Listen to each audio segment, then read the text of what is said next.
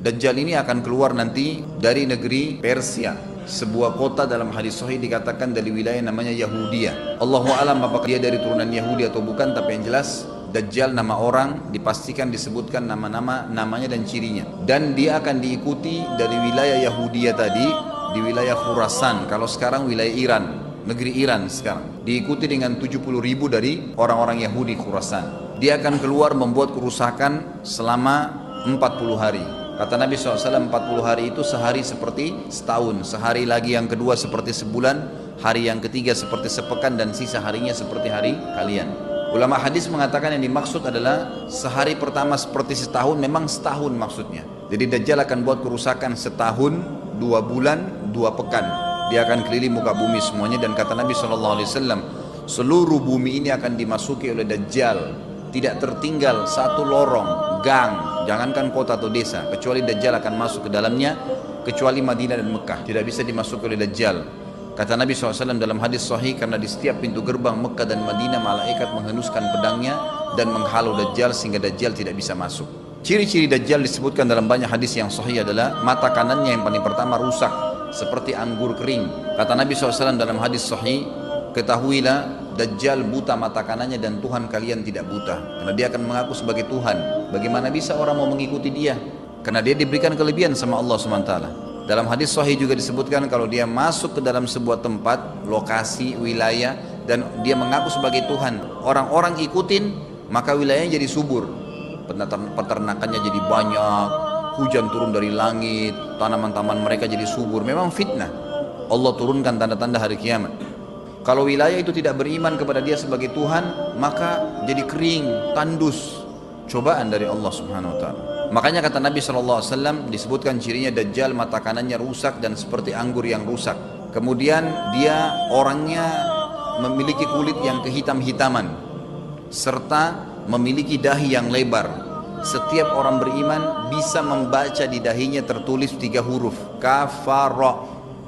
Semua orang yang ngerti tulisan Arab, tidak ngerti tulisan Arab akan bisa tahu dan baca itu. Di dahinya tertulis naudzubillah kafara, kufur. Semua orang muslim, orang beriman bisa baca itu. Rambutnya keriting dan orangnya tinggi besar. Dia akan mengaku sebagai Tuhan, dan Dajjal akan diikuti kata Nabi SAW dengan pohon, dengan gunung, bergunung-gunung makanan. Allahu alam maksudnya bergunung-gunung ini seperti apa, tapi Dajjal kemungkinan besar memiliki banyak sekali persiapan yang dia akan berikan kepada wilayah-wilayah yang beriman kepadanya. Kata Nabi SAW, kalau kalian dengar Dajjal keluar di satu lokasi, maka menghindarlah, walaupun kalian harus lari ke gunung. Tapi kalau seseorang di antara kalian bertemu dengannya, maka kokohkanlah, artinya kuatkanlah iman kalian walaupun kalian harus dibunuh. Dajjal ini memiliki di tangan kanannya api, kelihatan besar, Allahu alam di telapak tangan atau di sebelah kanan tubuhnya. Kemudian di sebelah kirinya itu memiliki air yang sejuk seperti sebuah lautan yang luas. Sebagian ulama hadis mengambil hadis ini dengan letter-letternya, artinya dia memang punya api yang sangat besar untuk menghukum orang-orang yang tidak beriman pada dia, dan dia memiliki sungai atau lautan yang luas, airnya sejuk dan dingin bagi orang yang ikut kepada dia. Kata Nabi SAW, kalau kalian ditangkap oleh Dajjal, hadis begini, kalau kalian dengarkan Dajjal, carilah tempat yang jauh dan jangan seseorang di antara kalian berkata, imanku kuat, aku akan menghadapinya. Karena bisa saja dia mengatakan itu, ternyata pada saat ketemu dia jadi pengikutnya. Tapi kalau kalian bertemu, kokohkanlah pendirian kalian dan yakinlah Dajjal, ya, di tangan kanannya ada api dan di tangan kirinya ada lautan. Kalau kalian tertangkap, maka pilihlah yang di tangan kanannya yang api dan ucapkanlah bismillah. Pada saat kalian pun harus dilemparkan ke api itu, ketahuilah api tersebut adalah lautan yang dingin. Terbalik, air yang dingin di tangan kirinya sebenarnya itu adalah api neraka yang panas. Maka kita diajar oleh Nabi SAW. Dajjal terus aja banyak pengikutnya, akan diekspos. Seperti kita tahu sekarang, luar biasa bagaimana media dalam sekejap saja sudah bisa tersebar di sana sini beritanya. Kata sebagian ulama yang menanggapi fasilitas media kita di zaman sekarang mengatakan, kemungkinan besar memang Dajjal ini akan terekspos sangat cepat karena adanya media kayak kita sekarang. cepatnya dia keliling muka bumi ini setahun, 2 bulan, 2 pekan sudah semua bumi ini dilingkari, didatangin karena memang sekarang fasilitas pesawat ada, transportasi mudah. Dan memang ada salah satu hadis yang dihasankan oleh para ulama, salah satu tanda-tanda hari kiamat adalah adanya besi yang berterbangan yang menjadi tunggangan manusia. Sekarang ada pesawat, ada kereta api, ada mobil. Nah itu ada hadisnya, termasuk tanda-tanda hari kiamat. Dajjal nanti akan masuk ke Mekah dan Madinah, akan tiba di Mekah dan Madinah, tapi yang dibahas dalam hadis adalah di kota Madinah. Lalu kemudian dia mau masuk tapi tidak bisa dihalang, maka dia naik ke atas sebuah gunung yang tinggi bersama pengikutnya, lalu dia berkata kepada para pengikutnya, apakah kalian lihat istana yang putih itu? Maksudnya melihat ke Masjid Nabawi. Lalu berkata para pengikutnya, iya tentu saja. Lalu berkatalah, ya, Dajjal itu adalah istananya Muhammad, tidak bisa dia masuk ke dalam. Dia hanya batas wilayah haram di luar kota Madinah. Maka kata Nabi SAW, Dajjal pun menepukkan telapak kakinya ke bumi di luar kota Madinah, maka terjadilah gempa di kota Madinah, dan keluar dengan gempaan tersebut semua orang yang munafik, karena orang kafir nggak ada di Madinah. Semua orang yang di dalam hatinya ada sifat kemunafikan keluar dan jadi pengikutnya Dajjal karena goncangan itu. Dan tertinggallah di kota Madinah orang yang hatinya bersih imannya kepada Allah Subhanahu wa ta'ala. Lalu kata Nabi SAW akan keluar dari kota Madinah nanti saat satu orang anak muda dengan hikmah Allah, dia keluar dan orang ini bersih hatinya dengan keimanan, maka Dajjal pun menangkapnya. Lalu dia ingin mendemokan kemampuannya di depan para pengikutnya. Lalu kemudian Dajjal pun mengatakan kepada anak muda tersebut, saya Tuhanmu. Anak muda itu mengatakan, kau adalah Dajjal yang telah disampaikan oleh Nabi kami Muhammad SAW. Maka dia pun mengambil gergaji, sebagian hadis lain menjelaskan alat yang tajam, lalu membelah dua anak itu. Dari kepalanya dibelah sampai ke kemaluannya, terbelah dua kiri kanan. Lalu Dajjal lewat di tengah-tengahnya, demo sambil ya dilihat oleh para pengikutnya dan mereka bersorak-sorak. Lalu Dajjal mengatakan, bersatu kembali jasadnya. Kata Dajjal dalam hadis ini, apakah kau sudah yakin saya Tuhanmu? Anak muda itu mengatakan, saya bertambah yakin kalau kau adalah Dajjal yang disampaikan oleh Nabi SAW. Kata Nabi SAW dalam hadis penutup, ini hadis sahih riwayat Bukhari, riwayat Muslim, ahli sunan, semua menukil tentang masalah Dajjal. Saya tidak sebutkan siapa-siapa perawinya karena memang ini semua hadis sahih. Cukup banyak hadisnya, saya satukan saja. Jadi merangkai seperti sebuah cerita. Maka Dajjal pun akhirnya setelah itu tidak mampu menyentuh anak muda lagi. Anak muda itu, Allah SWT sudah selamatkan dia. Ringkas cerita, Mekah sama Madinah cuma dia laluin, kemudian dia menuju ke Palestina. Pada saat tiba di Palestina, Dajjal sendiri tidak tahu kalau ajalnya sudah dekat. Maka dia pun akhirnya berdemo di sana, menganggap dia punya sebuah kerajaan, sampai di daerah Palestina, tepatnya sekarang Israel, subhanallah. Direbut wilayah itu oleh Israel tanpa mereka sadari, dalil-dalil wahyu menuntun mereka ke situ. Ada sebuah kota namanya kota Babulut. Di Israel itu kota itu ada, saya pernah lihat cuplikannya. Termasuk kota yang diidolakan di dalam negeri Israel sendiri namanya Babulut. Subhanallah, hadis menyebutkan nama Babulut. Hadis Nabi SAW dari 1400 tahun yang lalu mengatakan, nanti Dajjal akan berkumpul di sebuah wilayah namanya Babulut di Syam. Maksudnya di Palestina itu, Israel sekarang. Ada kota Babulut dan orang Yahudi sekarang lagi gencar membangun kota itu dan dianggap kota favoritnya Israel. Subhanallah. Dajjal akan masuk ke sana dan berkurung diri. Pada saat dia tiba di Palestina, waktu yang bersamaan di kota Madinah berkecamuk. Kaum muslimin sepakat semua keluar untuk mengejar Dajjal dan membunuhnya. Keluar dari kota Madinah satu orang yang namanya seperti namanya Nabi Muhammad SAW, Muhammad bin Abdullah, dan dia dari turunan Nabi SAW juga. Kata Nabi SAW akan keluar nanti ya, seseorang dari kota Madinah, dari keturunanku yang namanya seperti namaku, Muhammad bin Abdullah. Juga sama posternya, parasnya seperti aku. Sama dengan Nabi SAW, persis alisnya, rambutnya, kulitnya dari turunan Nabi SAW, tapi dari asli kota Madinah. Sebagian ulama hadis mengatakan dari turunan Hasan radhiyallahu anhum ajmain. Intinya kata Nabi SAW akan keluar nanti dari kota Madinah, tapi akhlaknya bukan seperti akhlakku. Tentu tidak mungkin ada orang yang sama dengan akhlak Nabi SAW. Kata Nabi SAW, Allah mengubah dia dalam sehari semalam. Tiba-tiba berubah menjadi orang baik dalam sehari semalam, jadi orang faham agama. Lalu orang-orang pun akan datang kepadanya dari masyarakat Madinah berkata, engkau adalah turunan Rasulullah sallallahu alaihi wasallam, pimpinlah kami berperang melawan Dajjal. Maka dia pun menolak. Dia menolak awalnya, kemudian dia menuju ke Mekah diikutin dengan 300 orang pertama dari kota Madinah. Sampai di Mekah, setelah selesai dia tawaf, maka seluruh muslimin menunjuknya sambil mengatakan engkau harus memimpin kami. Dan orang ini punya julukan Mahdi, dikenal dengan Imam Mahdi. Inilah tanda-tanda kiamat yang kedua. Setelah Dajjal keluar, buat kerusakan di muka bumi tadi selama 40 hari itu atau setahun lebih, kemudian keluarlah tanda-tanda kiamat kedua pada saat dia sudah tiba di kota Babulut di Israel. Keluarlah si Mahdi ini. Pada saat dia tiba di Mekah, dibaiatlah oleh banyak kaum muslimin, tidak disebutkan jumlah pasukannya, maka terbentuklah pasukan jihad yang mengejar Dajjal menuju ke Palestina. Lalu keluar tanda-tanda kiamat 3, langsung berentetan semua. Makanya ulama mengatakan tanda-tanda kiamat kecil itu antara satu sama yang lain ada jarak-jaraknya. Tapi kalau tanda-tanda kiamat besar sekali datang, maka datang semua.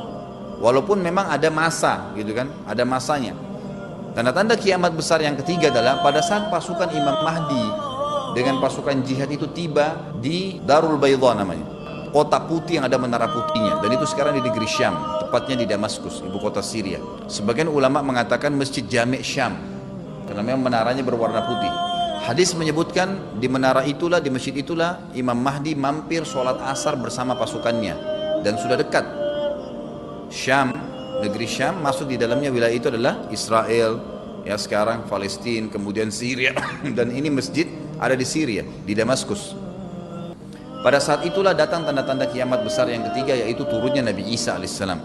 Kata Nabi SAW dalam hadis Bukhari, hadis Muslim, hadis Sahih semuanya, dikatakan Isa alaihissalam akan turun sambil memegang kedua sayapnya malaikat, dan dari rambutnya yang basah meneteskan air. Pegang sayap malaikat turun, dan semua muslimin waktu itu menyaksikan, yang masih hidup zaman itu menyaksikan, dan ini wahyu, penyampaian, pasti terjadi.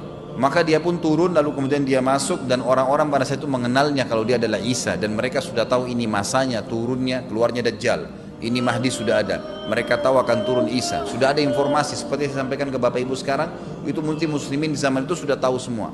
Maka Isa pun alaihissalam waktu itu dipersilakan oleh Mahdi untuk jadi imam, maka dia pun mengatakan tidak, imam dari kalangan kalian.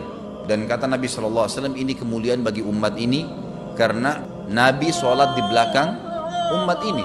Semestinya kalau ada Nabi, pasti Nabi jadi imam, tidak mungkin digantikan oleh manusia biasa. Tapi waktu itu Imam Mahdi menjadi imam dan Nabi Isa sholat di belakangnya.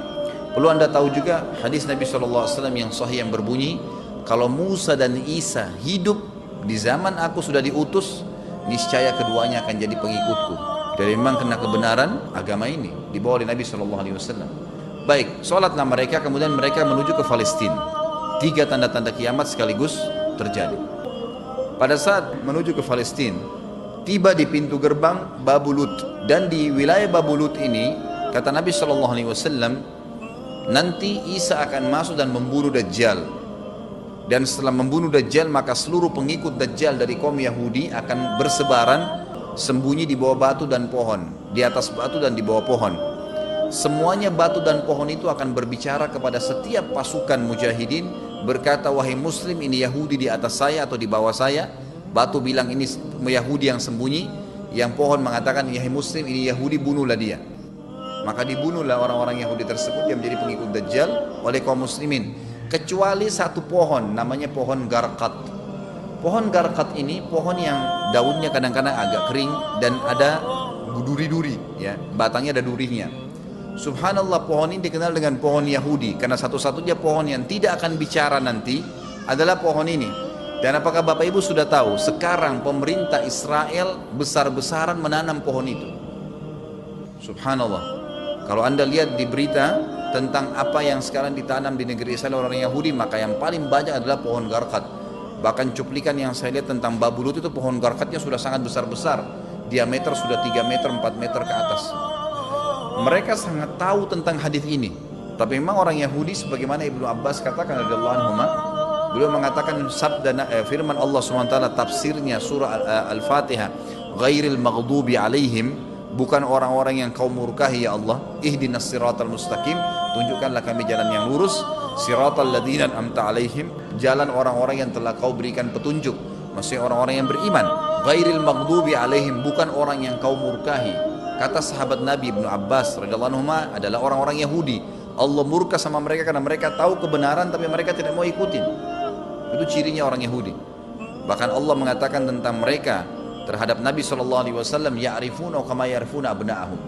Mereka mengenal Muhammad SAW sebagaimana mereka mengenal anak-anak mereka sendiri. Jadi orang Yahudi tahu. Waladhdallin, dan bukan orang-orang yang sesat. Ini adalah kata Ibnu Abbas, orang-orang Nasrani mau nyebarin agama tapi mereka keliru. Agamanya yang Nabi Isa itu tidak wajib disebarkan di seluruh dunia, tapi disebarin untuk Bani Israel, karena Nabi Isa diutus untuk Bani Israel. Mereka mau berdakwah tapi salah. Ringkas cerita adalah Nabi Isa alaihissalam akhirnya tiba dengan pasukan mujahidin di depan pintu gerbang Babulut. Kemudian orang-orang Yahudi tidak kenal, tidak tahu Nabi Isa, tidak tahu tentang itu Mahdi. Mereka belum tahu ini.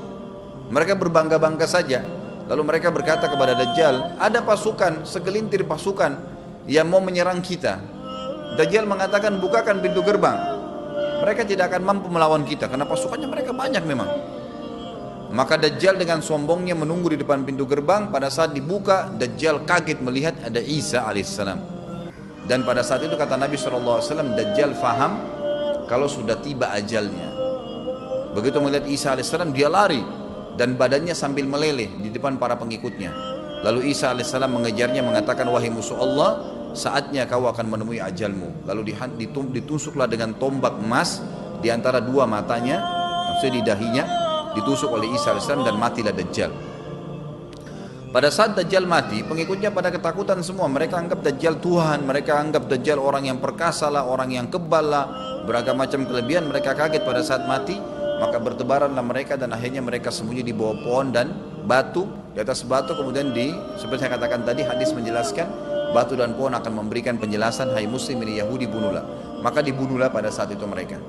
Lalu Nabi Isa AS memimpin di muka bumi, dan kata Nabi SAW, pada saat itu Islam, agama Islam yang dibawa oleh Nabi SAW akan masuk ke semua rumah di muka bumi, gak tersisa.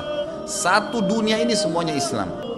Hadis sahih, kata Nabi SAW, Islam akan masuk ke setiap rumah, bi'izzil aziz au bidhilli dhalil, dengan kemuliaan atau terhina. Yang tidak mau terima dibunuh. Enggak ada lagi penolakan terhadap Islam. Itu hadis sahih. Maka Nabi Isa alaihissalam memimpin pada saat itu, disebutkan dalam hadis 40 tahun dengan ketenangan menerapkan hukum Islam. Kata Nabi SAW, bagaimana awal umat ini bisa sesat sementara aku yang pimpin, dan bagaimana akhir umat ini bisa sesat sementara yang pimpin mereka Isa dengan menjalankan hukum-hukumku. Jadi Nabi Isa alaihissalam nanti menerapkan Al-Quran seperti yang kita lakukan, sholat segala ini sudah selesai, dikerjakan semua. Dan dalam hadis lain dikatakan Isa alaihissalam akan menghancurkan semua salib, membunuh semua babi. Enggak ada seekor babi pun hidup di muka bumi pada saat itu, semua salib dihancurkan. Dan yang menjadi tidak ada agama lain, semua Nasrani, Yahudi, Hindu, agama apa saja habis semuanya.